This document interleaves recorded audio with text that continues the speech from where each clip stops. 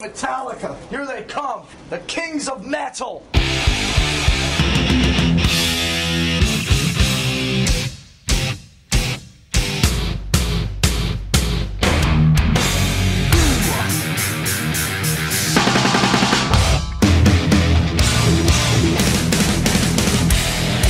So fucking what? This is Ray Burton, and you're listening to Metal Up Your Podcast.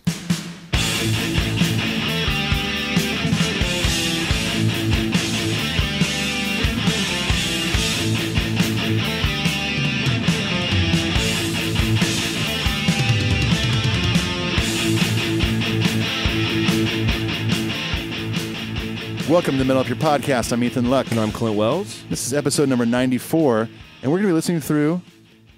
What, Clint? Guess what? I think it's Ride the Lightning. I think you're right. Oh my gosh. Ding, ding, ding. We did make a last-minute decision just mere hours ago. Yeah, we were going to... Well, we won't tell you we're going to go through because we're going to eventually do it anyways. Let's address last week's boo-boo. Let's address the elephant in HQ1. We don't have to stay here long. We don't have to stay there long. Yeah, I posted about it if you didn't see it. I made a big boo-boo. I was clearing out some old sessions on my hard drive.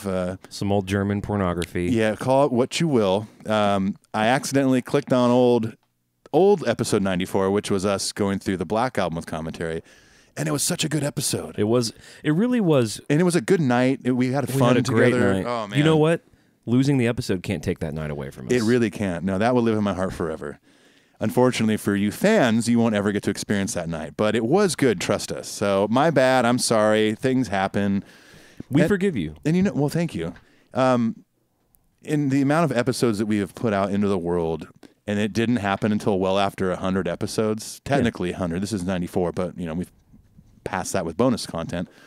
It's amazing that something that drastic has not happened yet. No, we're fine. We're doing A-okay. Now that the ice is broken, we can move on confidently. If you are joining us for the first time, we are an all Metallica podcast. My homie Ethan Luck here and I make time every week to sit down and talk about our favorite metal band of all time for our whole lives, the great, mighty, powerful Metallica. So powerful.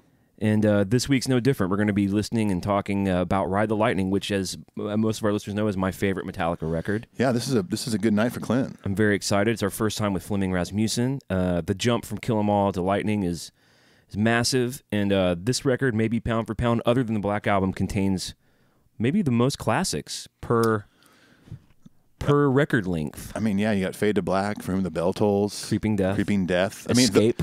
Escape. I mean, geez, when don't they play that? We all know Escape is the live classic that it is. Yeah, it really is. All 2 times they've played it. 1 time, right? Was it only at Orion? They only played it once at the Orion Festival. It was teased a little bit during the 30th anniversary shows, but James wasn't having it. Lars and Kirk teased it. That's right. They're like, come on, man, let's do it. James, let's play Escape. Come on, let's do it. He's like, no, guys, come on. We're not going to do it. You bunch of knuckleheads. Then he gave them all... James, Escape. Then he went and gave them all Noogie. Yeah. Noogie's all around the stage. I believe that's what happened. Hey, before we get into some content and some emails and all this good stuff here, I forgot to mention this since it happened. One of our longtime listeners, now friend, Dan Cantor, him and I hung out. Yeah, you get to see Dan. Yeah. He was playing in town with Julia. He plays with Julia Michaels? Yes. Yeah. Brett's daughter. Was she wearing a bandana? Oh, yeah. Yeah, plays an Ovation, plastic back acoustic. No, Dan and I met up. Me and my wife were at our local spot, Red Door, and he came down and hung out for a few hours, and it was so good to meet him after, conversing over the internet. And, yeah, what a great dude, and we're going to hang again. Dan and I have been geeking out privately. He's a massive Dave Matthews fan. Oh, yeah. And a massive Metallica fan, by the way. Coincidentally, and this wasn't planned. The jukebox was just going in Red Door. Yeah. Callie was talking to our friend who's the bartender, and I went and grabbed a table. And literally, as Dan's walking up the steps, like Sabbath True comes on. Nice. It's as if it's like his entrance song. I made his entrance music happen or something. But dude, you do that for me? Oh, thanks, dude. But yeah, Dan, I know you're listening. Hey. Yeah, dude, thanks. That was a good time. Hi, Dan. Dan, let's do it again. Dan, come back, Dan. Dan, just be clean. Be clean, Dan. Is he clean? Is he clean, Dan Michael? Clean? Have him come in for a cocktail. It really is nice to hang out and meet our patrons. Yeah. Because he's a patron also. I know, amazing. Really any listener of the show, but the patrons especially, to be able to tell them thank you in person. And for those of you who are curious about that, you're going to hear about it later, but we have a way to support the show. it really goes a long way, and it's actually become a really important part of what makes this show good, in my opinion. Right. And at the very minimum, we like to give them a shout out. We got a handful last week, but we lost that episode. So what? We're gonna read the new list now, which includes those folks. This is a good updated list. I'll get through the first half. And, okay, sure. Let's do this as a team, Clint. Okay. All right. We've got Jeremy Case, Rob Watts, Dirty Rotten Imbecile increase their pledge. Thank you. Michael McNeil, our friend Kevin Van Dam. Clint. Hey, I hung with Kevin in Denver. Mm-hmm. We got Thomas Zill, Tom Dean, which I just did a Metal Tales episode with Tom Dean. Really cool dude. Awesome. Michael Barron, Angel Leva, Andy Brown increased his pledge, and Chris Cahill. Yes. Let's clap. Hold on. Let's give it up. Hold on yeah. a second. Come on, Let me guys. free up my hands. All right, guys. Yes. Listen, we want you to know I'm going to continue the clap for a minute. I'm joining back in. We Here appreciate go. you guys. Let's elongate the clap a little bit for Dan. Yeah. We'll clap a little longer for Dan. Thank you, Dan. Sad Wow. but true. Yeah. You guys are really amazing. Yeah, so we encourage you to go get on the ride at that level. We're going to have a bunch of cool stuff. One of the cool things that you can do is you can hear our Ray Burton episode. Very cool. We're saving that for our 100th. 100th coming up. I know. It's insane. But if you want to hear just the raw interview, we've put that together. It's over there at the Patreon. We've confirmed that Jim Brewer is going to be on the show. Jim Brewer is going to be on the show, everybody. Which is going to be exciting. Now, you're going to be able to hear that interview before anyone over at the Patreon That's as right. well. So we're cooking up all kinds of stuff over there. There's some other interviews we can't really mention that are kind of in the works. Top secret. James Hadfield. Jimmy James Sr. Squire Het Finger. We have a guy that claims to have sat 3 seats behind James in math class that wants to be on the show. Oh, my God. Was he Yeah. good at math? So tell me the scoop. Was Well, he good at he's math? a mathematician now, and he's a biochemist. Right. He's in a think tank He never in met DC. James, but he's been within, passing note distance. Right. James once spit a loogie on him. This is all a joke, by the way. For those of you that are like, no way, this is going to be the best episode ever. We're on the socials, as you know. Come on. We're on Instagram. We do some live stuff. Twitter, Facebook, Spotify, YouTube. Got a great website, metalupyourpodcast.com. Got a lot of fun stuff happening over there. Go check it out. Merchandise, all these things. And speaking of merchandise, we're going to reorder a lot of stuff before our anniversary / night before party in January. So look forward to that. Maybe we'll order. By then, we might have some new designs. Who knows? But we're going to have an actual merch table set up. We can buy some T-shirts, stickers, whatever, patches. I forgot to bring you your Paul shirt that came in. Paul. Hold on a goddamn second. Paul? I don't know, man. What's weird is I saw him earlier today. I went by the Smokestack, also known as HQ4. And we hung out, had lunch. It was great. And he probably said, I'll see you later. Yeah, exactly. He said, I'll see you at HQ1 at 8:30 p.m. And nothing, man. So weird. One more time. Hold on. Yeah. Maybe we're scaring him. Hang on a second.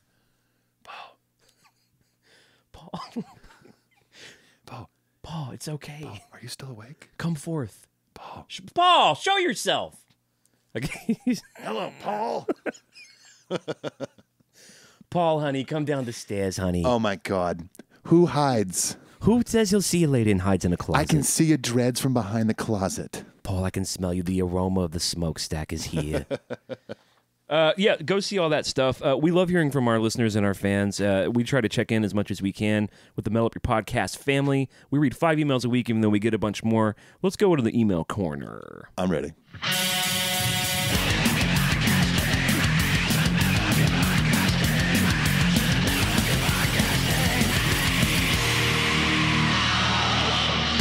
All right, our first email is from Lou Delia. He says, "What's up, brothers?" He said, "This past episode of Metal Up Your Podcast Radio was great. The mix of songs was perfect, and I was pleasantly surprised to hear a track from Saint Anger. Was I? Do you?" That's what he says. I feel the show is as best as it's ever been. Thank you for all you guys do. Lou from Parsippany, New Jersey, New Jersey. P.S. Clint, your version of Whiskey is amazing. Awesome. Thank you. It is amazing. Thank you. Oh I my amaze God, you're us. so good, I Clint. amaze me. Like, seriously, like, it's been a while since I've shown up on the show. But like, Becky? Oh, my God. With Becca to you, or Becky, whatever. Bex. Listen, I was just in the Gulch in Nashville taking a picture in front of the Angel Wings. You know what I'm talking about. And the I Believe in Nashville sign. Don't even know what it means. But I heard your cover of Whiskey by Metallica, a.k.a. Bob Seger. It's like my dad's favorite band. but it was so good. But Becky, it's not Bob Seger, it's Thin Lizzy. No, it's Bob Seger. Trust me. My dad said it was Cheap Trick, and I said, no, it's Bob Seger. Wow. Well, I am so honored that you took a break from listening to your YouTube music playlist, EDM playlist, to check out my God. dark cover of Whiskey in the Jar. EDM is like my favorite.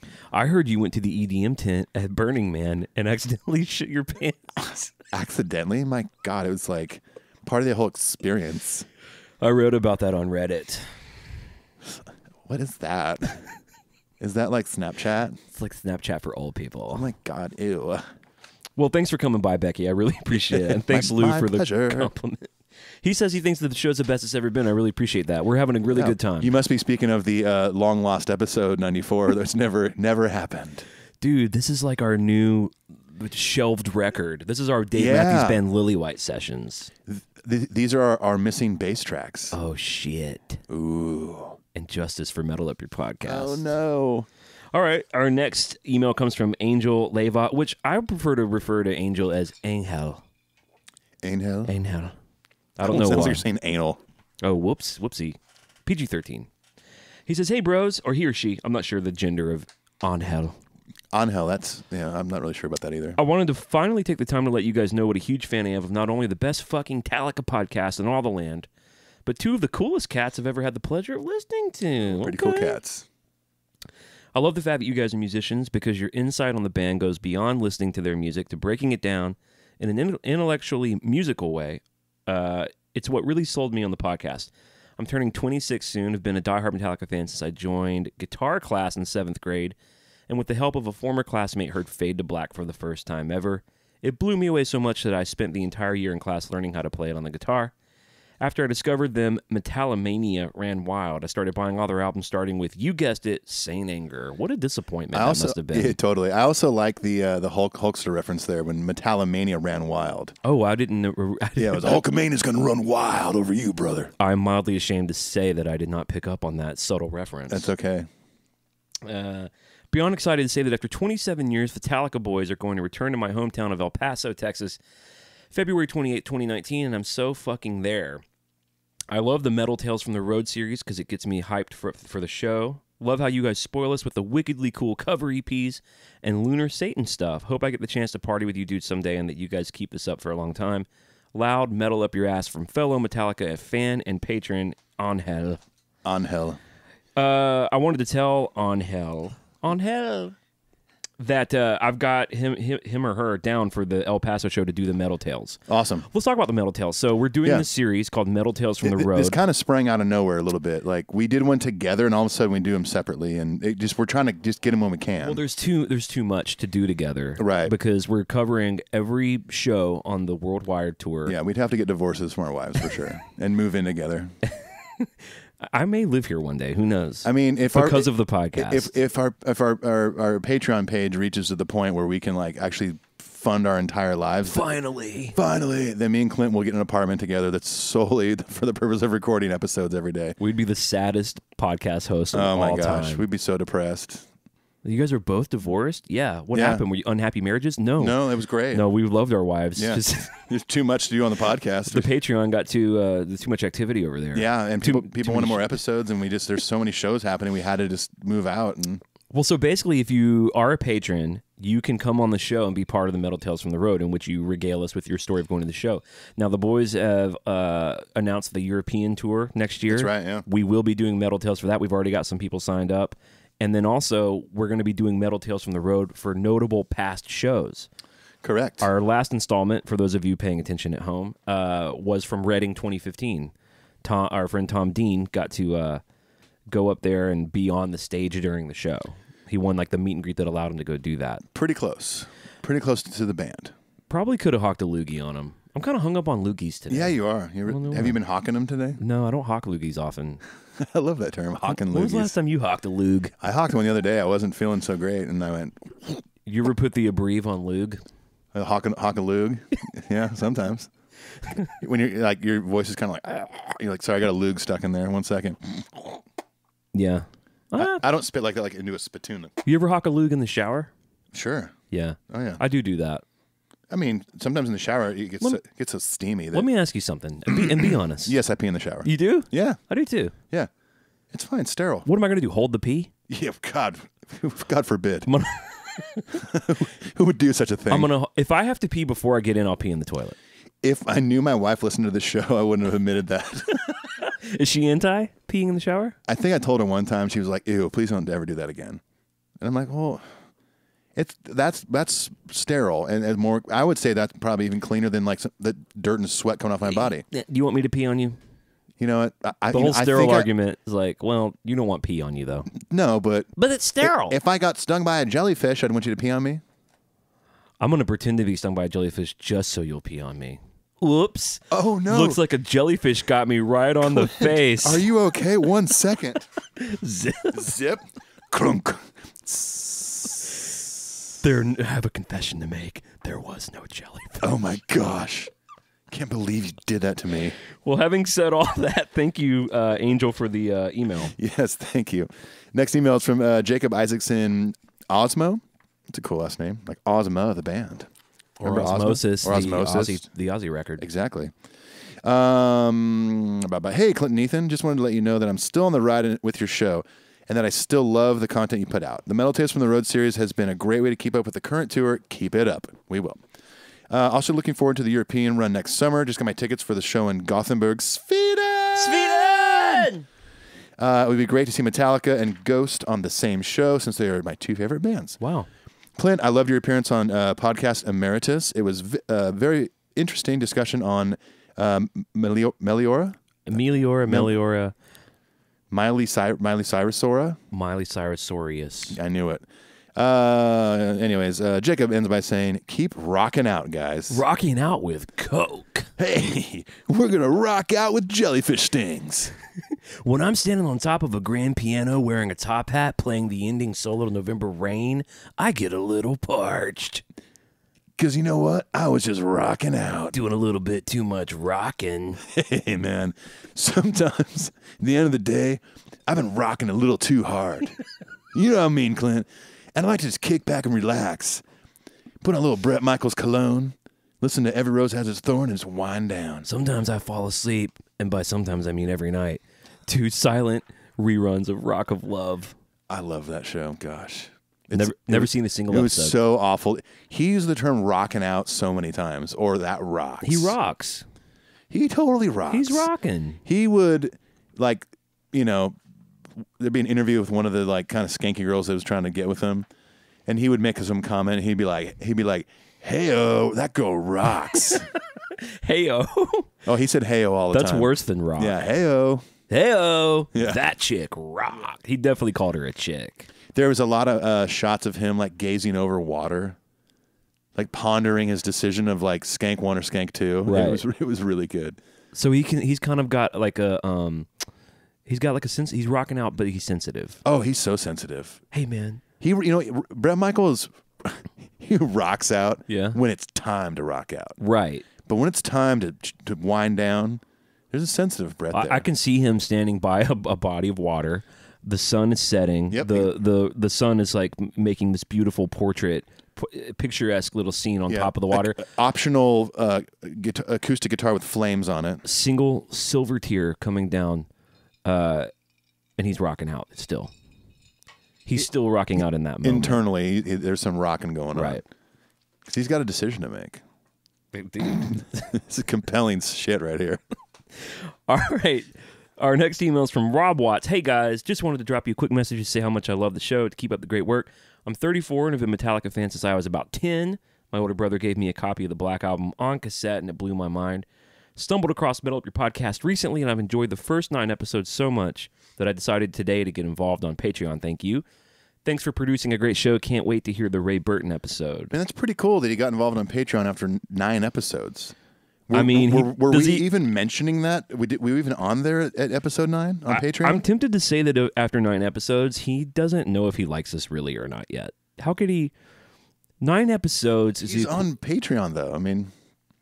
Yeah, but I'm just saying he might get to episode 25 and be like, I hate these motherfuckers. Like, why did I give them $5? Totally. Well, we do appreciate it, Rob. Like we said earlier, you can, if you want to hear that Ray Burton interview immediately, all you got to do, even if you give $1 over at the Patreon, you're able to hear that interview. Yeah.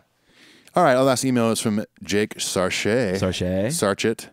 Hey, guys, just wanted to thank you and give you guys praise for the Ray Burton interview. It was amazing. You guys are you guys were very professional and respectful. Job well done. Also really enjoying the Tales episodes as well. Just heard that the boys have announced another European leg of the tour, yet no Australian dates. Slightly disappointed that we won't likely see them on their shores in early 2019. 2020. Yeah, at the earliest. Keep up the amazing content, Jake, Perth, Australia, New Jersey. Well, Jake Sarchet, let me tell you something, mate. I really think, mate, that I'm going into a British accent. Sorry, one second. I was still convinced. I know you were. I was still rocking out with you. All right. Yeah, mate. So, dude, this is kind of tough. I normally can jump right into Australian accent. Let me do it. Let me do this. Let me start us off here. Well, Jake, let's put another strip on the bob. Yeah, mate. Here's what's going to happen, right? So the Metallica boys are going to head down probably to Australia at some moment in time, all right? They're known for going all over the world, and crikey, they do. Dingo. Man, I got a feeling that was kind of got into like Cockney for a second. Man, I got a feeling they're going to come down there soon. Well, maybe not right away, but if you want me to come to Australia, Paul, I'll go to Australia. Mate, come on down. We'll play the didgeridoo, eat a bloomin' onion. We'll drink a Foster's Australian for beer. For those in Australia who've never been to America, we have commercials here that convince Americans that Foster's means Australian for beer. They're funny commercials. I don't remember them very well. You don't remember them? I mean, kind funny. of. Foster's Australian for beer. It would have some maybe real, maybe pretend like Australian term for something. Like I have a bunch of fake terms for Australians to learn for things like a guitar. A guitar is a stringy box. Because Australians do this. Like when I jokingly one day when I was down there on tour, was talking to one of my buddies who lives there, and I said, I'll bet you guys call gum chewy. And they go, we actually do. Whoa. Things like that. So a guitar, I've renamed a stringy box. A shower is a standy bath. I bet they call diarrhea case of the old wet bottom. They call that soft serve down under. Oh boy. What's the other ones that my buddy Michael made up some really good ones. An airplane is it's a wingy bus. It's like very childlike and adult-like in Australia. They say all that stuff. They have Australians. Back me up on this. You guys have nicknames for everything. We do too. They don't call it McDonald's. They call it Macca's. We call it Mickey D's. Mickey D's. Everyone nicknames shit. Yeah, I know, but they do it a lot. Theirs is cuter because they have a so cute. funny accent. Yeah, mate. We do. Right? Here's the deal. They're going to get there. They love you guys. They're going to maybe camp out there in New Zealand. The problem is you guys live on the end of the goddamn earth. Yeah, especially in Perth. It is the most isolated city in the world. Oh. Fun fact. Well, no, hold on. What about Nome? Nome, Italy? No. Nome. The Nome Mobile? Alaska. Like where they did The Thing, John Carpenter's The Thing. It's like basically like living on fucking Antarctica. It's one thing to be like in the middle of nowhere, but they're the most isolated, like further away from any other major cities, from what I understand. But like literally, it's like if there was no major city in between L.A. and New York. Wow. That's far. Well, this concludes the geography lesson of Metal Up Your Podcast. If you want to send us an email and have your thing read on the show, it's real easy, metalupyourpodcastshow@gmail.com. And let's get the hell out of here. What do you say? I say yes.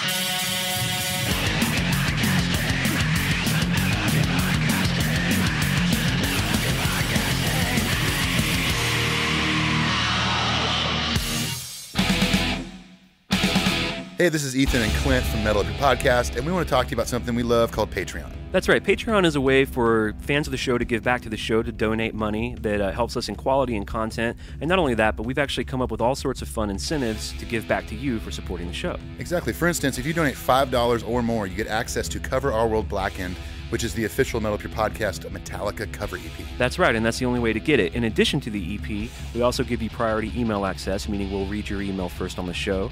We give you early access to Patreon-exclusive merchandise, Patreon-exclusive giveaways, and any other side projects that Ethan and I might be involved in. There's all sorts of things you can look at on there and you can donate to.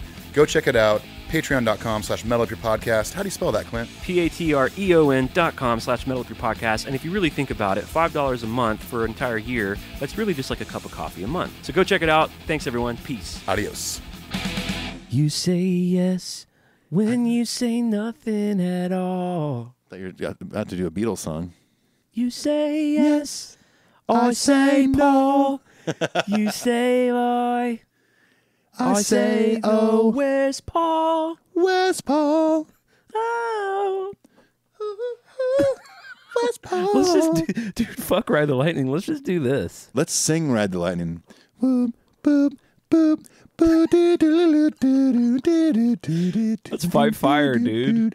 Oh, the whole record. I meant the record. Yeah. Oh, the whole. I'm down.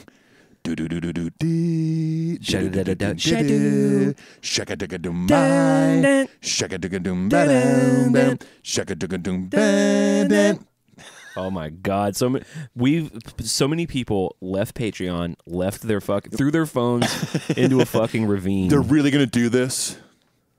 No, we're not. Luckily for you, we're going to actually go ahead and fire it up right now. Here we go. We're going to go on the ride. We're going to listen to Ride the Fucking Lightning together. Are you ready?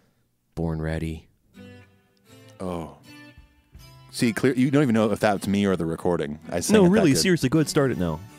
Oh, wait, that's No, sorry, recording. start it. Okay. Wait, How about now? I got to say, man, it really impresses me that right off the bat, 1984, LP2... they're starting with this very classical acoustic-y intro. We got our boy Cliff Burton to thank you for this amazing intro. Yeah, seriously. And it would go on to become a staple of intros on records. Something kind of mellow leading into something intense, as in this part right here. This record set the cast, right? Uh-oh. Oh, what's happening? I feel funny. Excuse me. What a step up from Kill 'Em All. I mean, production... the way they're playing. You know, we're going to get into it later in the record, but it could probably be cranked a little more, Ethan. Can we turn it up? Maybe just a pinch. You ready to rock out? Hold on, let me get my Coca-Cola. People would go on to say that this record was we have Fade to Black, we have acoustic guitars, but Fight Fire with Fire is one of their biggest thrashers. It really is. It's like almost like quintessential thrash metal. It's up there to me with Whiplash. Yes, agreed. Battery, Damaging. Sure. Coming to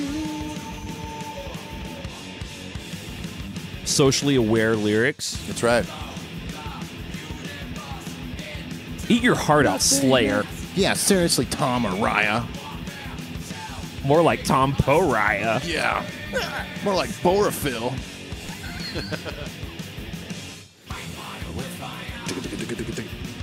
I like that the first half bar of that is kind of groove. Yep. You all shall die. Fuck yeah. Fuck you, Kerry King. Sometimes it sounds like your shoes are tied. My shoes are tied. Fight Fire with Fire is about Converse versus Vans. Vans, yeah. I mean, it's still very young James, but yeah, he's kind of still doing the barky thing. But his voice still did, I think, mature a bit from Kill 'Em All. It's really hard to overestimate. You know, they went on tour. They took Kill 'Em All on tour. The confidence level of James's vocal, this part is so fucking sick. And this is also like... That's from touring. Yeah. You know, that confidence. I would also like to point out that this is kind of like... This is the first record that Kirk is really on his own. Because he was doing a lot of Mustaine stuff on Kill 'Em All, emulating that, adding some stuff to it. But this record is like, this is all Kirk.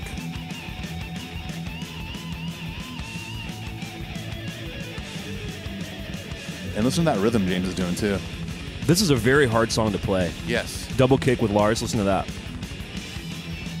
Guitar harmony. I mean, this is one of the first instances of guitar harmony on a Metallica record. Yeah, I love this song. Gosh, it's so good.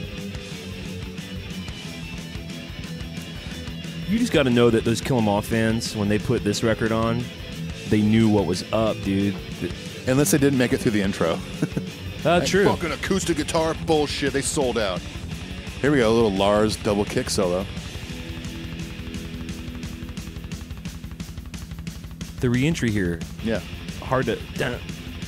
I always have to wait for James to sing. This is one of those songs like Blackened where I think the beat is turned around, but it's not. And to this day, I'm almost 40 years old. I still can't fucking get it. It's almost like Lars is just holding on for his dear life. You know what I mean?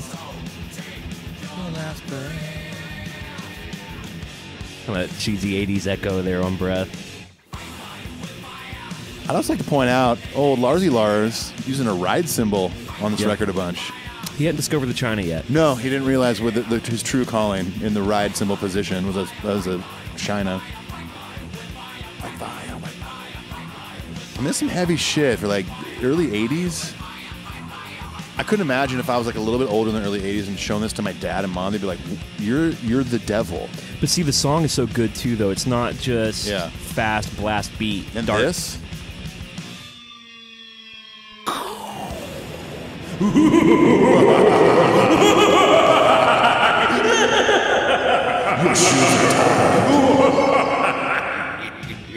Oh. This intro is one of my favorites on this record. That Van Halen running with the double bass. Bong. Yeah. Bong. Ah. This is my third favorite song on the record. That's a great one. I don't know what order I put it in. For me, it's Creep, Bells, Ride. This could be fourth for me, maybe. I don't know, man. You put me on the spot there, and I can't. I don't recall asking you what your fucking favorites were. Okay, fine. Excuse me. Excuse me for living. I gotta say, This is a great vocal melody. Yeah, it is. I gotta say, when Metallica got older, it was kind of around the Death Magnetic era. James, they would do this song, and James would try to hit that note. Yeah, I know. He does them low now. And it was weird. And now he does it low. I'm like, there, it sounds good. Like I think when he got sober and his range got even better in a way, but he's got older to where like he can't hit that note. And that's okay. It's totally okay, but I think he had to figure that out live for a while, and they do it great now.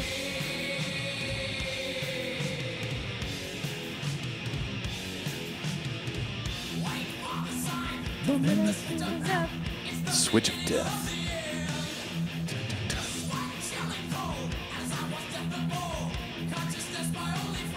Oh, that's only friend?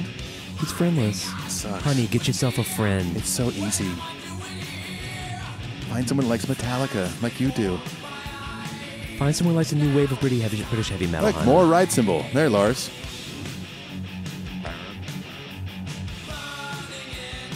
I'd say this is a pretty poppy chorus, by the way. It is. It absolutely is. It's like they smuggled pop music. I love that. It's like they smuggled pop sensibility into metal. They did. Into thrash. Yeah. Because Slayer simply doesn't have pop sensibility. It's not how tight those rhythms are.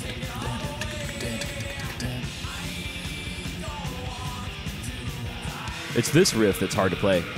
That ba ba ba da da da da da da da. Yeah. And by the way, one of the best solos, not only of the record, but of Kirk Hammett's whole Oh, career. yeah. And this little intro rhythm thing leading into it is one of my favorite Metallica parts. Let's check this solo right out. Because this is kind of like a breath, like breathing here. This is almost like, to me, a preview of what's to come with the band. Let's check here this we go, solo Kirk. out.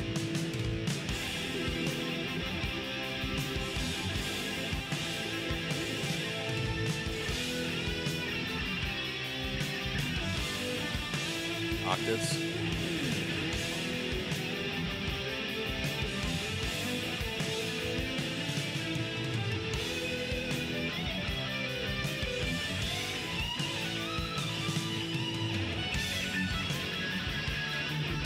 Keychain.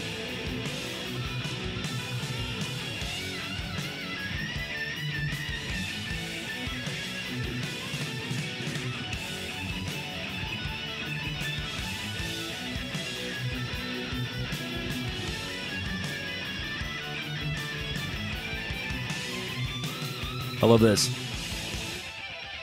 Harmony. Yeah, and you think the solo's over. Nope. Nope. Hold on to your...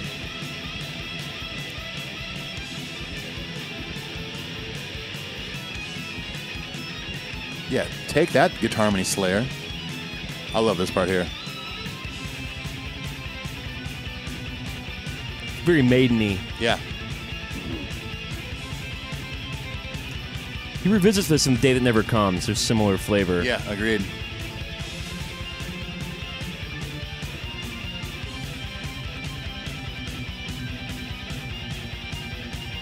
I mean, that's fucking beautiful.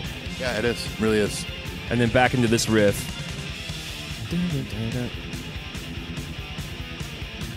Which I believe is a Mustaine riff. I'm sad to say. Is it? Kind of sounds like Mustaine.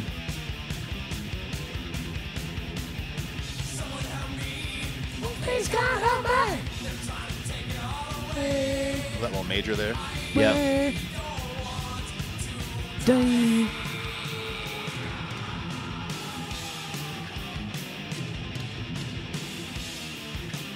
Again, with the kind of groove, a little bit of the... Re-intro. Back to the intro, yep. Called a re-intro for you at home.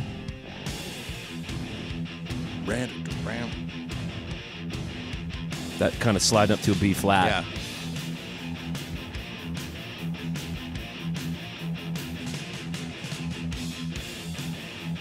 That B flat with the E chug is cool. They do it in blackened a little bit too. Yeah, there's a lot of that B flat E stuff, even on hardware too. Yeah. Got that classic thrash third verse. Right. That they would go on to do with puppets. I mean, it. Ton of stuff, yeah.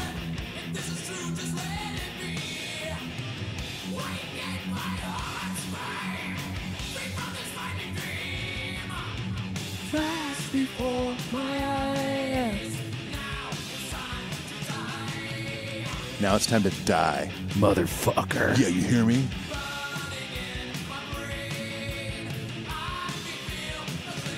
I never thought about that major note. Yeah. It's so interesting. Yeah. Change it up here.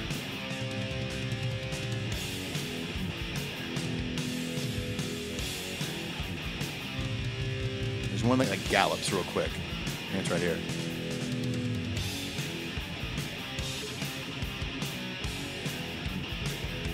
I like how there's no solo really either. It's Just like a little outro. it's kind of a rhythmic, Yeah. chunky thing. Re-intro. God damn it.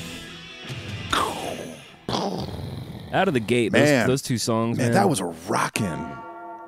And then you don't even fucking know it's about to hit your butt right now. It's also there's very similar bells on Plastic Ono Band to start Okay. the song Mother Okay. By Danzig. from the future. I mean, surely they were AC/DC fans. AC/DC was the first concert James ever went to. Yeah, I mean, and They're big AC/DC yeah, fans. Back in Black came out 4 years before this. Yes, So- 1980. Yeah, that's right. But surely they're like, well, I wrote the song for the Bell Tolls. They're like, let's put bells. AC/DC did it. Fuck it, who cares? Yep. And I mean, this is, I'd say, the first big shiny moment for Cliff on this record. Absolutely. And that's all Cliff. Classic, yeah. I mean, that thing dates back to Trauma. Yeah. Trauma days. Oh, the bass right there. I love that it's only him doing it. Boom, Yeah. boom, boom, boom, boom, And the boom, boys are boom. like, hey, we'll join you in rocking out. Here we go. Hey, here we go. Hey, Oh, this is fun. This is a good time, Clifford. Gee, Cliff, you're a swell guy. Gee, Cliff, you write some really good riffs. That's heavy. Sludgy. And then back to the Diamonds. It goes swung here. Straight to swung. Great little part by Kirk, too. I mean, it's repetitive and droney. Isn't that crazy? The whole intro is straight, and then it just swung right there. That's the power of not knowing what you're doing. You know what I mean? Like, Yeah. I think they wrote this, and then all of a sudden, Kirk, or James maybe, wrote that part. I feel comfortable giving that credit to Kirk. Maybe Lars, who knows? Dude, do a bop-a-poo, bop-a-poo. Dude, I'm from Denmark. Fuck it. The third iconic riff in a row. Yeah, seriously. This song is just riff after riff, man. Great vocal by James, too, coming up. And a great lyric. Yeah. This lyric gets overlooked because we heard it so many times, Yeah. but... Biggest fight on the hill.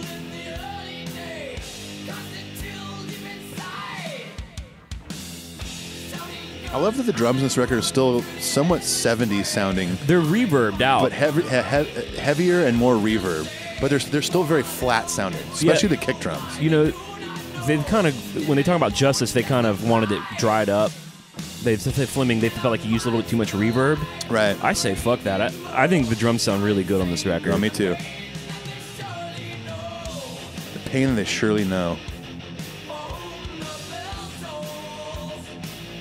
Time marches on. It really does.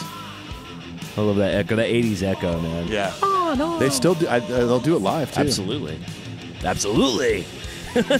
I just organically said absolutely where he says that live. Did you notice that? You did. That's a fucking Metallica miracle.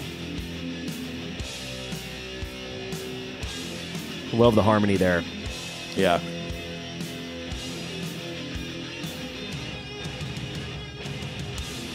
God damn it, this song is epic, man. I know. Take a look to the sky. It's a great moment live. Oh, I was just going to say that. Well. Lights go out. Crowd goes wild. Clint shits his pants again. Then they come back in rocking. Now are his eyes into this mystery. Little beautiful little harmony there. Gorgeous. Hello, Cliff Burton.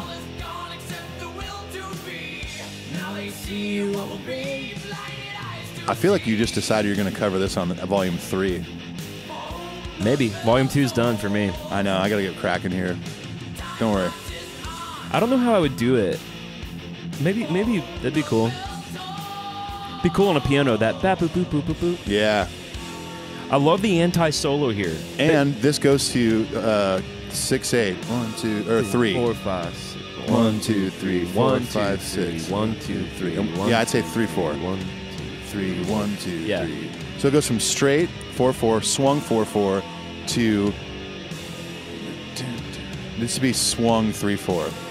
I don't want to take anything away from the boys musically, but I can't imagine they knew what they were doing. I think they just wrote. It's not like they were Steely Dan. Like No, they wrote like a cool riff, and they just wrote it, and someone like Fleming might have been like, "Hey guys, you know that's in 3/4, right?" I think it's worth mentioning. They really could have made this one of their 8-minute long juggernauts with solos, and I really appreciate the restraint of just letting Bells be this short, powerful kind of guitar soloist. There's the harmony thing in the middle, but that's more of just a hook. Yeah. It's like a bridge almost, because there's just a verse, chorus. You got intro, verse, chorus, weird little bridge, thing, and then you have verse, chorus, outro. Yeah, that's it. Oh, I know. Can you imagine not liking this? I think about people who heard this and didn't like it. I'm not trying. I try to practice empathy in my life. But I mean, if you don't like Fade to Black, I love the distant toms. Let's pause for a minute and listen to this solo. Yeah.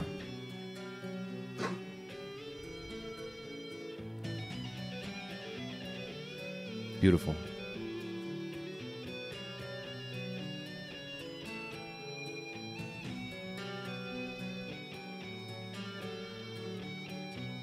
I mean, I've heard this however many times. I'm getting chills right now. Yeah, never gets old. Tempo change here. Actually, they keep it together pretty good on the record. Bit, yeah. Live, it gets a lot faster. Yeah. And I gotta say, man, props to Fleming. Like, if we ever get to talk to old Fleming, I would love to talk about the acoustics on this record. Yeah, same. Fight Fire and this sounds so good. Yeah. For 84.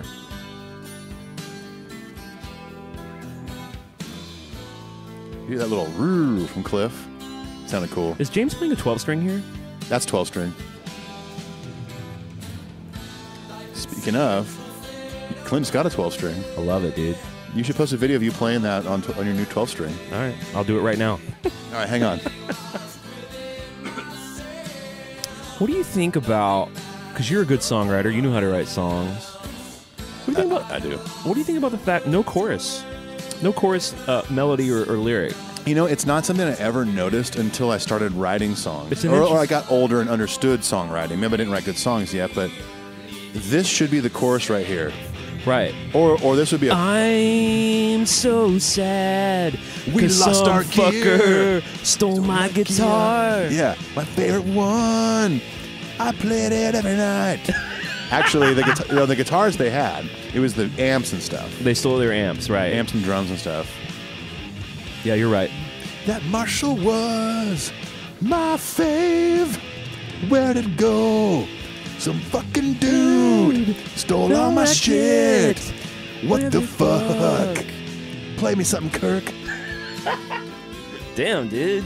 No big deal. You're a fucking natural. That's over called here. improvisation. You know, it's my jazz background coming out. Kirk's playing in this song. Capital B, beautiful. I mean, Yeah, I thought you were gonna grade him a capital B. no. If I would give him a grade, it would be an A+. Yeah, A+ for sure, especially in the outro solo, which we'll get to. But yeah, no chorus, man. I didn't notice that there was no chorus when I was a kid and listening to this song, learning on guitar. I was just like, this is a badass song. This is a cool riff. Didn't make a difference to me. But when I got older and realized, oh yeah, there's no chorus. Did you? I did.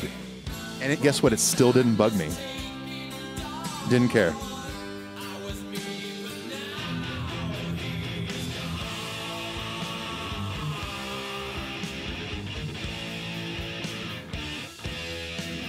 Love the harmony live there. You know what I'm talking about? Right here. It's James. Or it's on the other riff. Yeah, James does it. You know, he does that in the song One also. He takes all these kind of like, he gets a little loose. Yeah. And here's the tempo change into like classic Metallica riff, like very Sabbathy. Sometimes he does this. Can you feel it? Yeah. Are you alive? Well, no, this is from a National Acrobat, right? From Sabbath Bloody Sabbath. We've Oh, AB'd that's this right. before. We did AB it, yeah. Guess what? I don't care. Don't give a fuck. Couldn't give a fuck. Great vocal by James. Great, you're right. Great vocal. Harmony guitar here. Oh yeah.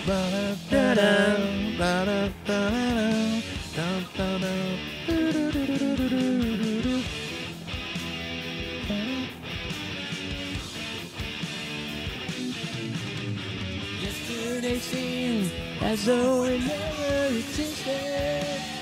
Are we gonna go? Tempo Are we gonna change, form key a? change? We're gonna form a Metallica quartet. Acapella. Yeah.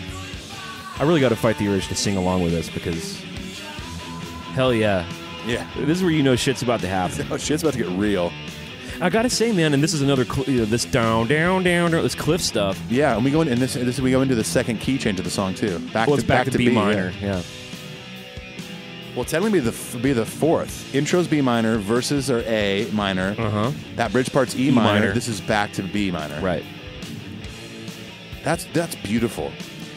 It stands on its own even without a solo. Yeah. Let's check But out this solo. Fuck, this is one of his best of all time.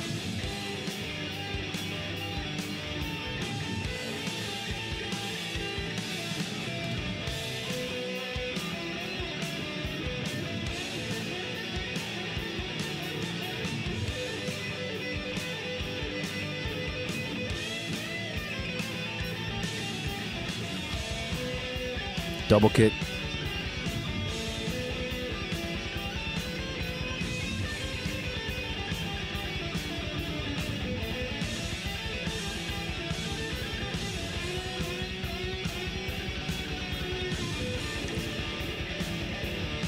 And they didn't often ever end songs with solo. The first solo. I mean, there was a little intro and interlude solo, but not all of the songs end like this. It's kind of got the fade out. Love it. I love the way they end it live. Oh, yeah. You got to like kind of put a punctuation mark on it. Yeah. They do those big diamonds. But I've always been a fan of fade outs because I always imagined in my mind's eye that the band's just jamming away into fucking forever. Or there's jamming and like Fleming fell asleep at the consoles, like, and they're like, "Wait, Fleming, when should we stop?" Should we just keep playing? It's like 18 hours later. Or I almost would love to hear what happened in the, even if it was 20 seconds after this fully fades out. Well, you know the tape exists. It does. It's probably in Lars's house. Probably. Yeah. He probably listens to it every night. Mm-hmm. Fuck. Fuck. The outro. Ooh, here we go. Oh, side B. Let's keep in mind, too, this is an 8-song album, as with Puppets. Right. Just when, like, the trues were like, man, what's this ballad shit? Metallica's like, hang on a second. Bear with us. We got something for you. I think that was intentional. I did, too. I think putting Trapped here is to basically consolation. That's a great... I mean, let's face it, this is an underappreciated song. Very. Look at what it's got to compete with. See, I love starting with a solo. What is it, No Remorse that starts with a solo? Yeah. Or is it Phantom Lord? One of the tunes on Kill 'Em All starts with a solo. Remorse. This rhythm. Play that and sing. But you know, it's very punk rock. It is. This is very Kill 'Em All. But it feels to me very 70s punk rock. And the age-old question, why did they not play this in Antarctica? They said they forgot. They just forgot. Did they? Did they? What did they just... Did Would they you just... brain freeze?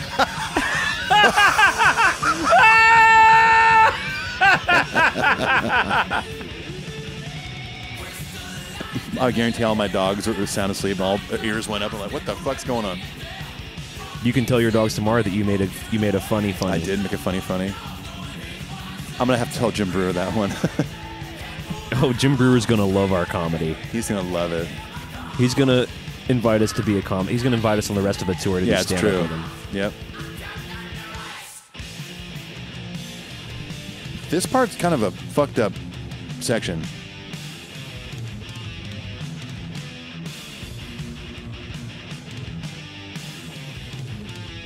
It's fucking badass. It's so cool. As is this. This bridge, again, them smuggling in pop. Yeah. This bridge is a pop And James's vocal goes up as opposed to the guitar going down.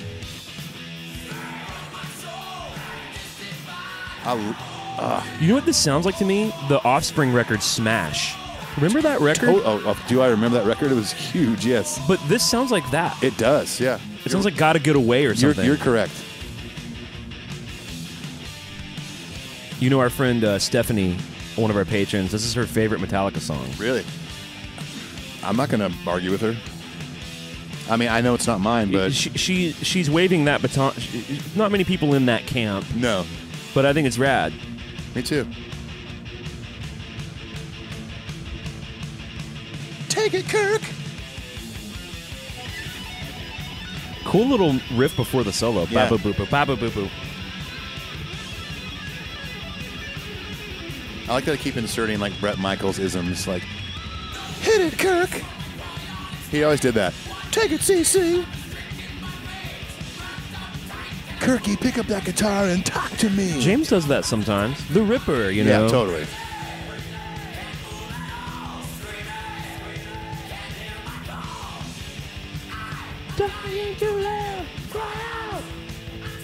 I'm trapped under motherfucking ice. That'd be a bummer. I love the double chorus there. Yeah. And the pop element there. Again, right. Just drive those hooks home, boys. It's not a secret. It's one of the hallmarks of their success is their natural penchant for hook. Yeah. That riff is so good. It's really what leaves the other bands of this time in the fucking dust, Ethan. I really believe that. Yeah. The more I analyze this Yes. music, amazing. And now for the biggest hit of the record. This song was top 40. In 87,000 countries. It won 17 Grammys. It's been covered 100. It's been translated into 75,000 languages. Yeah, it has. This song has been covered more than Yesterday by the Beatles. Right. Great riff here. I think it's very Iron Maiden. I think this song's fucking awesome. This is one of my favorite Metallica songs.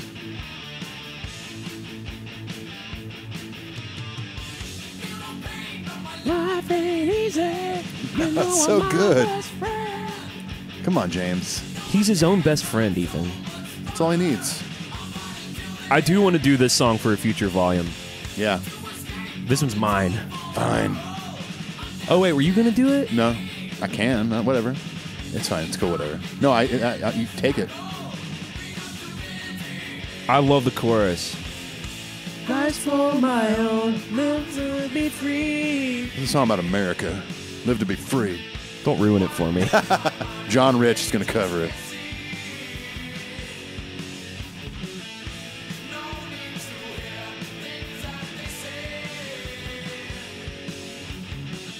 It's one of our early faux pas is it's in Mick Wall's book, by the way, motherfuckers. And I guess Mick got it wrong, but he mentioned that Trapped Under the Ice was the one that they were worried about being too poppy. Wait, so Mick Wall got it wrong? That's what Mick Wall said. Now, I was reading Internight when we first started the show. Right, yeah. And I parroted that quote. And it was like, no, it's not. We still get fucking email. We got trolled on Twitter about it 2 weeks ago. Go troll Mick Wall. Don't troll anybody. Go troll your fucking butt. Yeah, seriously.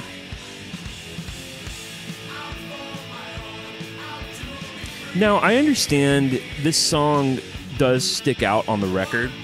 Yeah. Like it does. This chorus is very Maiden to me. They had choruses like Run to the Hills is in D major. I totally agree. To me, this is like a big hat tip to Maiden. Yeah.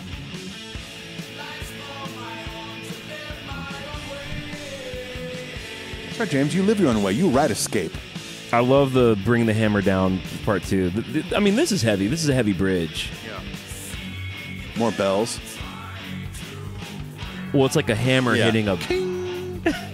King. They sampled that for Saint Anger. Exactly. I mean, how many people know that this is actually... Lars, actually played a good-sounding snare for Saint Anger, but they sampled that. Right. King. The ting-ting from Escape.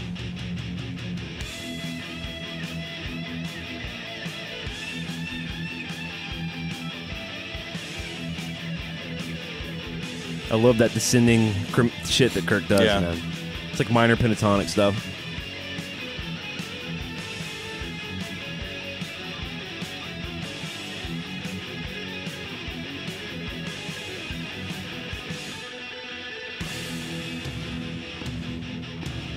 See, this is interesting because he revisits the chorus melody, but different key. Yeah.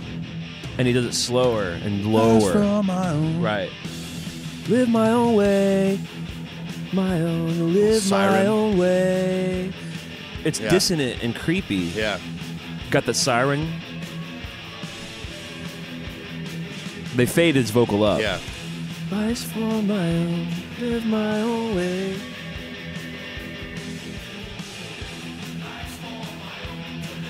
I honestly, it's one of the biggest shames in the story, right? Because we exist in this big Metallica narrative now. Yeah.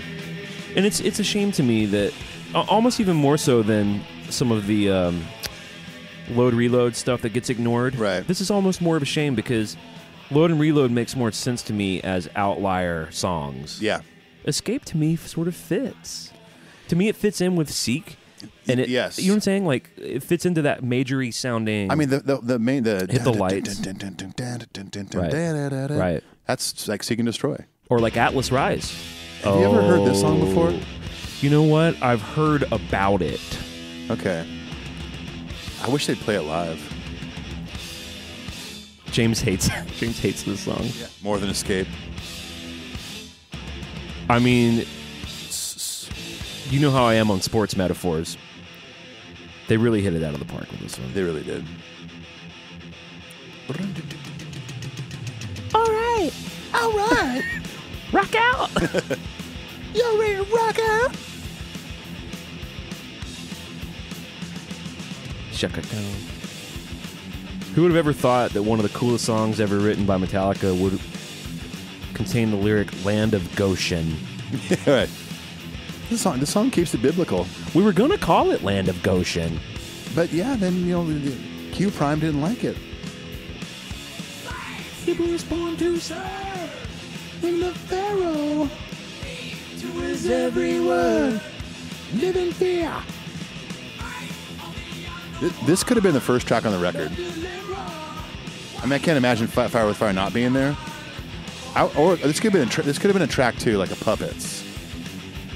You know, they could have called the record "Creeping Death." That would have been bitchin'. Yeah. And probably still have the electric chair on the front. But Ride the Lightning's pretty badass. It's the best. Great chorus.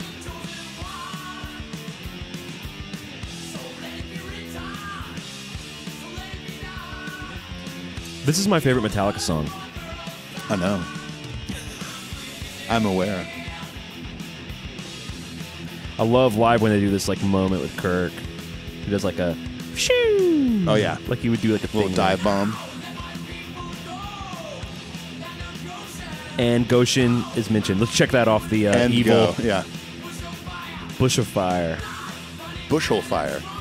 It's a bushel of fire.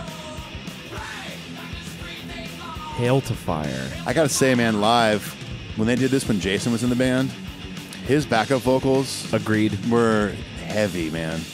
I'm going to give a lot of props to Rob for standing in that gap. He doesn't back down. I'll give him that, man.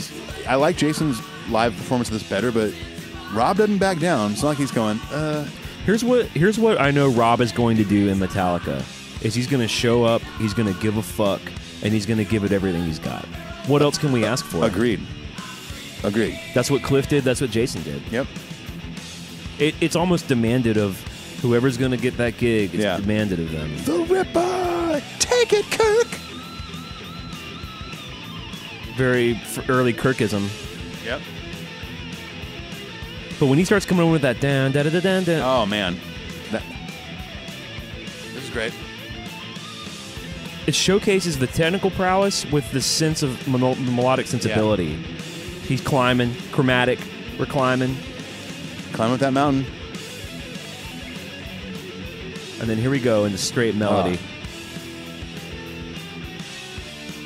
Climbs does an octave higher. And then kind of the lightning thing. These pull-offs. Yep.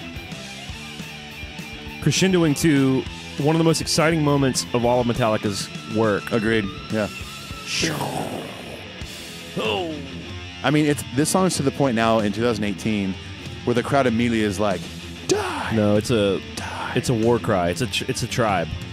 Dude, James doesn't even have to tell them to do anymore. Well, you know, for many years we had Jason, this was his cheerleader moment. That's right.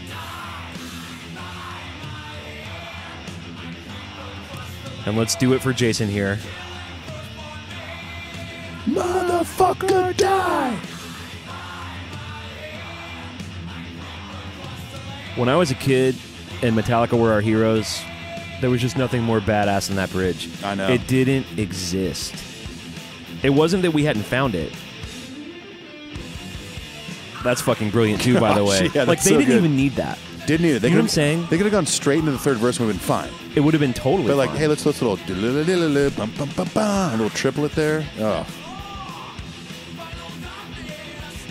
I do get a little lump in my throat sometimes thinking about Jason singing the last chorus too. Oh yeah, that's It was right. a big moment for him. Yeah. He always got the last chorus. And let's not forget either, this is one of Cliff's co-writes also. Yeah. And it was Kirk who brought in that bridge. That's right. I like those backup vocals are all creepy. Yeah, they're like ducked, like they slow the tape down. Yeah. Back then you had to. They probably literally slowed the tape down. What if they all around the mic going, so let it be written? They're all doing Torben but low voice. So let it be written. Maybe it's Torben. It might be old Torb. Uncredited. Young back then, a lot more energy. Here we go. They're like, fuck, let's just throw another great hook here at the end. Yeah, let's do that. How about that? But you know, it's going the extra mile for shit like that makes a song like this a classic. Yes, agreed. And I love the diamonds here. And then Kirk comes in with that one. With the tab, Eddie Van Halen, Kirk.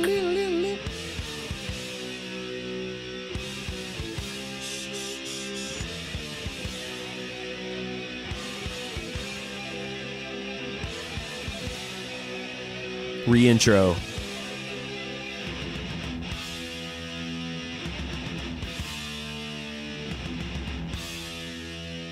You got that harmony?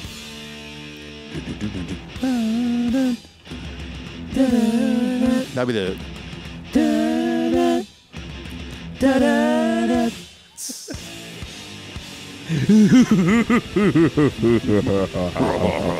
Land of Goshen. Welcome to the land of Goshen. Delete that. Delete that. So 7 songs on the record with vocals. That's like an EP. Yeah. But then we have one of the most amazing instrumentals they've done. They've only done 5 if you count Anesthesia. But I do. There's no vocals on that. And I do. Well, technically there's bass solo take one. Of course. There's vocals until Lives to Die. Yes, exactly. But who's counting? And of course on Suicide and Redemption you got Joyce. Honey, Suicide and Redemption. Take 17. I will say there are 2 moments. There are 3 moments. Where the Venn diagram of Metallica, little sliver of Pink Floyd. Yeah. This is moment number 1. Yeah. Moment number 2 would be Orion. Moment number 3, the bridge to My Friend of Misery. Yes, I can totally hear Those are the that. 3 interfaces with Pink Floyd. Right. Whether conscious or subconscious by the boys. All brought together by Cthulhu. Now, of course, the song When Hell Freezes Over was the early working title, and Mustaine claims he wrote all the music to this. I can hear Mustaine writing this, because here's the thing. All this shit right here in D minor is Hangar 18. Is Hangar 18 better than this? Don't different. you dare say yes. It's different. I like this better overall, but I like that. Wow. That's Cliff. Cliff, yeah. That's him with an envelope filter and a fuzz and Like that. that climbing. Yeah. Listen to Hangar 18. Please no.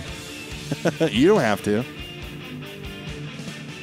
So I can see Dave's argument like, hey, I wrote that song.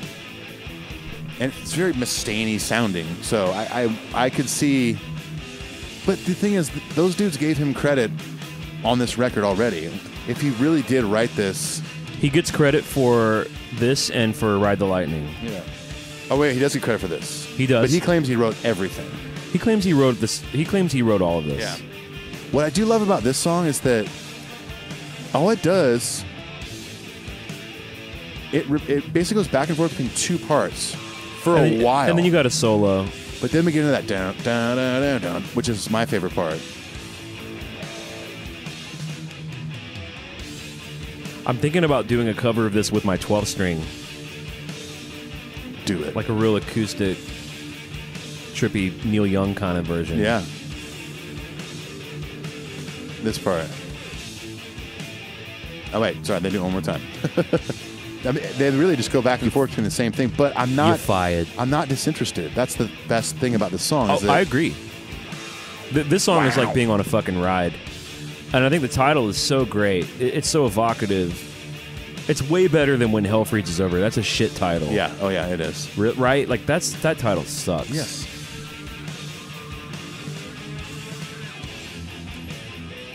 This shit. And there's a little bit of chorusing on the guitars. Which I think might be the first time you hear that kind of chorusing. Yeah.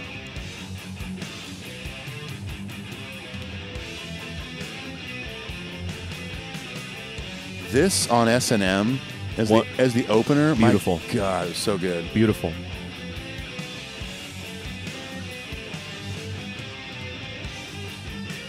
Key change.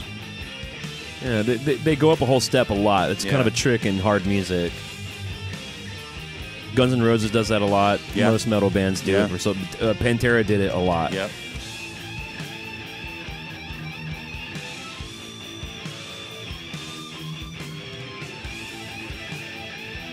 Kirk absolutely nailed this on S&M. Kirk is so impressive on this record as a songwriter and guitar player. Yeah.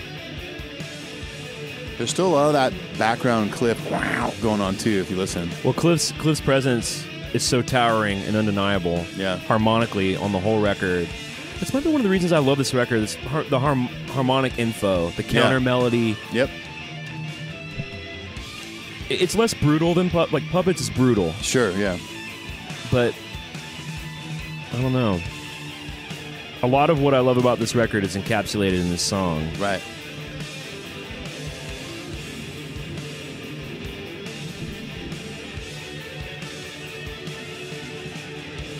That shit is relentless, man. I know. The double time. Yep. So double time's when you. This is double time now. Instead of that, don't. That's halftime. Double time. Doom.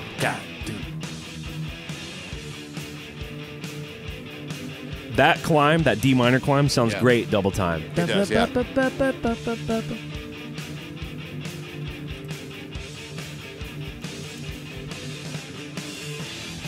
Oh, this? So it's really 3 riffs. Yeah. Because this is the second time we've heard this. Right.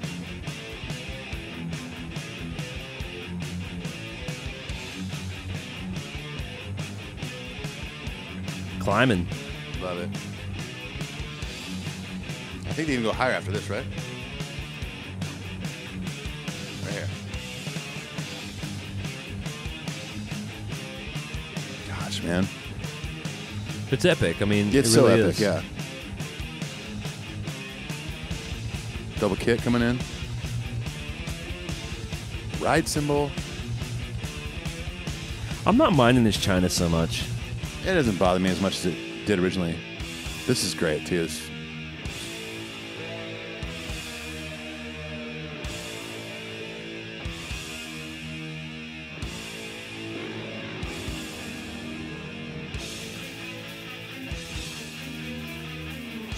Different key for that riff.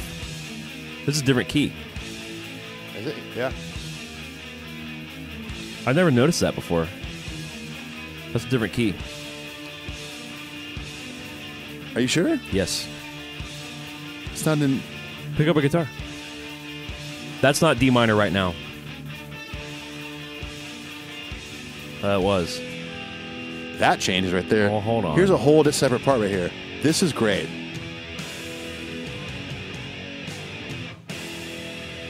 Love the timing. 1, 2.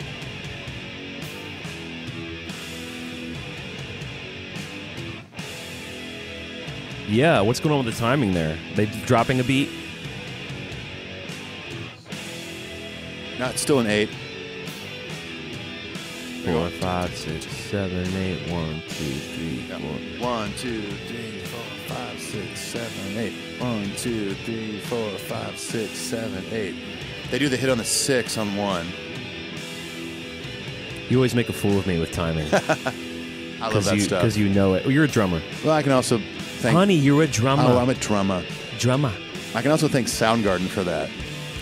Matt Cameron. Beautiful. I love that those little hits going into the outro.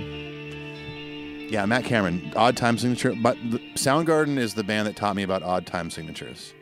Like, go listen to the bridge of Black Hole Sun. It's in like...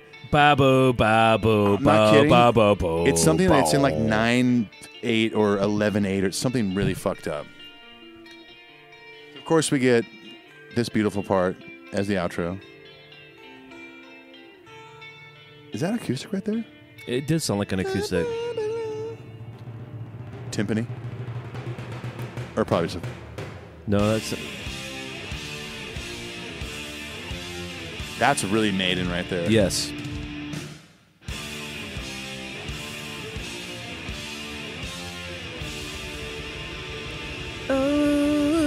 Thank you for listening to our record, motherfucker, yeah. Well, there we go. There it is. No. Oh, no. Didn't that happen before last time? Did that happen with... I think it happened on the Lost episode. Lost episode? Yeah. Crap. I couldn't get to my phone in time to hit pause. I really wish we hadn't lost that episode. I don't know what you're talking about. What episode? Excuse me. If we only had a DeLorean. A flying DeLorean. I haven't seen one of those since. Where we're going, we don't need roads. Episodes? Where we're going, we don't need episodes. Man, that was fun to listen to that. This is such a fun little series we're doing. I know. I'm already sad about when we're going to be done with all of them. And we've only done 2. Let's listen to them again. It's going to be interesting to do this on Saint Anger. Oh, it's going to be a fucking blast. In fact, we haven't done Lulu yet, as you and I both know. Like actually an episode on, not listening through, just an episode. I can't I think now our Lulu episode has got to be just us listening to it because it has to be. I can't. I don't know if I can commit the time to sit down and listen to Lulu numerous times. Like a couple of the songs are like 20 minutes long, like Junior Dad and shit. Oh, man. Like, I just don't know. I don't have the spiritual strength, and I don't think I have the time. Or the physical strength, really. Yeah. It's tough to hold your head up during a record like that. Yeah, I don't know, man. I don't know. I think what you said, doing something like this might be the best bet. It has been fun, though, to sit and listen to this stuff with you and talk about it, and knowing that our listeners are out there, nodding along to the same. We got a lot of good feedback on the Death Magnetic episode. So, honestly, for you guys out there keeping score, we're in a busy time of our lives until the holidays, and it's an easier episode to do for us.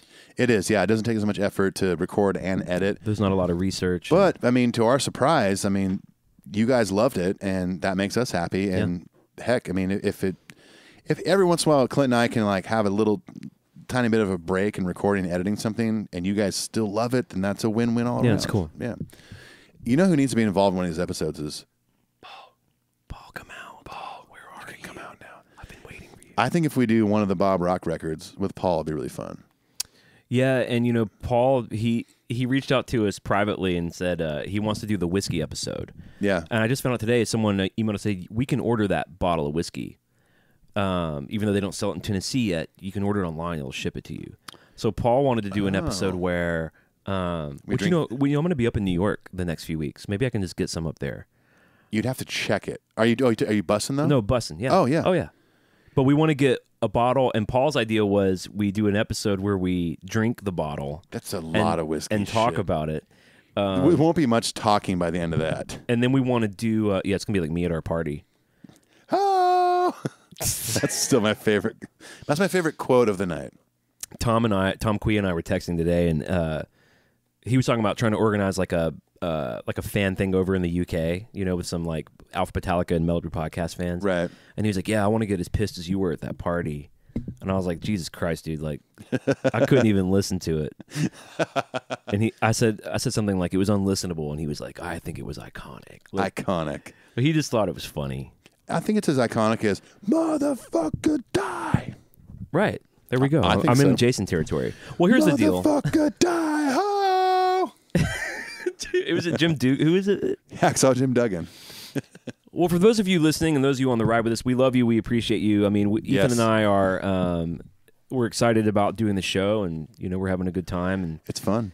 And we'll be here every week for you guys as long as we can. The Metal Tales series for sure is going to be happening. It's going to keep continuing. The boys are doing coming up. They're doing 2 weeks in Austin. They're headlining the Austin City Limits Festival. Yeah, I'm talking to someone this weekend actually. Yep, you're going to talk to our friend Mike Fell. That's right. Well, technically, I will have talked to them when you guys listen to this episode. I guess that's true. It should be out. If this were Monday, it'll be out. Let's say Wednesday-ish. And then they do their next 2-week jaunt proper, and we'll be doing Metal Tales all through that. Yeah. Of course, other normal episodes on Mondays. So, metalupyourpodcast@gmail.com. Let us know what you think. Yep. Go leave the review on iTunes. If you can't do the Patreon thing, which we totally get, by the way, we support a few podcasts out there. I support the Bret Easton Ellis one, and we've supported Single Podcast Theory in the past, and we understand if that's hard to do. At the very least, if you could go leave the iTunes review, though. Yeah, there's other things like non-financially speaking that you can do to help support the show. You know what you can do also? You can share. Tell your friends about it. Shout us out on social media. Put us on Facebook and Twitter, and that stuff goes a long way. It builds the community. Right. The show continues to grow, and it's kind of taken on its own thing. And in some ways, I sort of feel like I'm watching it unfold with everyone else. Yeah, a lot of the stuff is as surprising to us as it is you. It's I often think about when we first started this thing, like in the first month, just like it's still fun, but back then it was like, this is just going to be fun. We're just going to do this thing and put it out there. If we get to like 1,000 listeners, that would be pretty cool. Which by the way, like we're kind of steadily creeping up on 500,000 downloads. I know, it's crazy. So just thanks to everyone out there that's hanging in there with us. It's really cool. We're having a really good time. We love that you're just sitting around rocking out with us. I hope you got a nice cold Coca-Cola right by your side. I hope you do. Because rocking out can make you quite thirsty. Sponsored by Coca-Cola. Speaking of which, I'm going to go get a Coca-Cola right now. Do it. We'll see you guys all in the motherfucking flip-flop. Yep. Peace. Adios. If you were our advisor, what would you say? Then I would say, delete that.